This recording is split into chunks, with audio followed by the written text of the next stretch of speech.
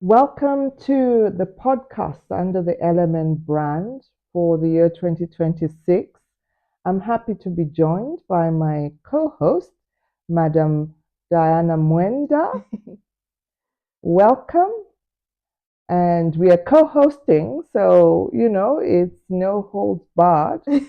So we all jump in. Yes. Today we're going to speak about dress codes or showing up codes in organizations.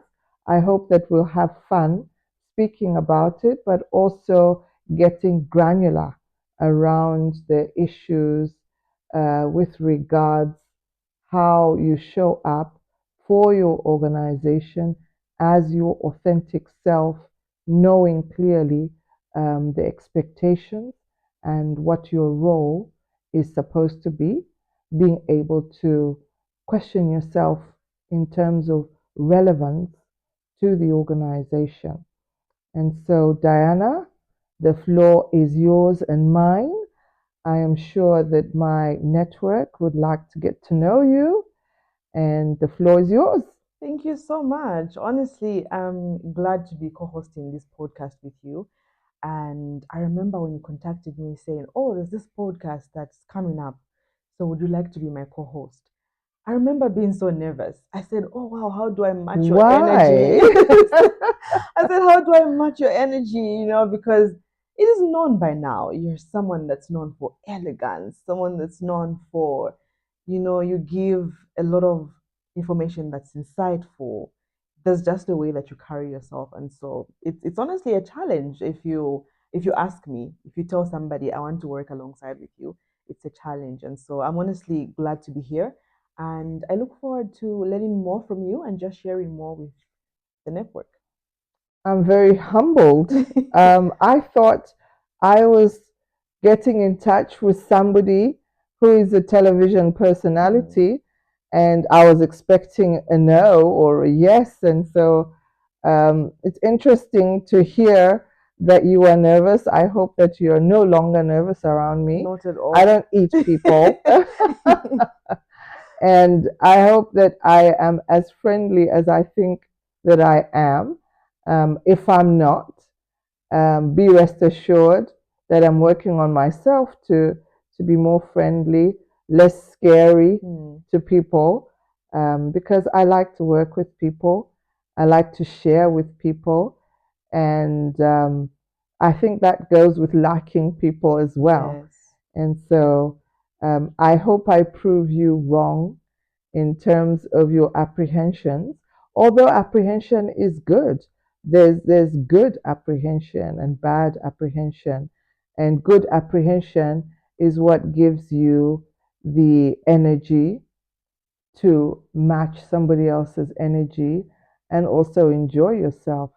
And I think that's what's most important about this Great. podcast, for us to enjoy ourselves and also for our audience to enjoy themselves while they learn and also share at different fora what they have learned and how they can amplify and practice those points.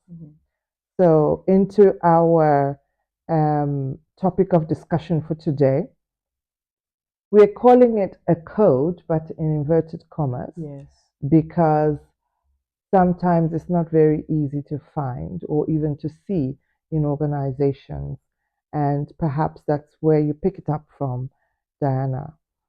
Yes, so just like Mrs. Ngoma said, today's discussion is a discussion where leadership, transparency, and accountability comes together to just shape a stronger organization and better decisions. So the topic of discussion is, how do you represent your organization? Do you understand the code?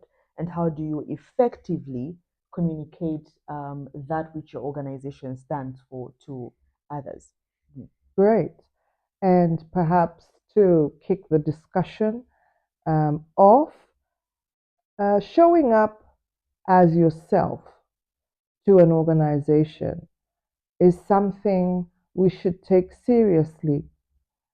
When you apply for a job in an organization, what are you saying to the organization just by your application? You are saying, I am able to discharge that function. And so, can you consider me? Yes. Because I have the attributes I'll tell you about when you invite me for the interview. Knowing yourself, being confident in yourself is one of the first steps of showing up and representing somebody or something else. In this case, it would be the organization. And so, having a certain level of confidence around yourself, how do you do that? What is it that you're selling to the organization? Legal skills, legal services is what I'm selling to the organization.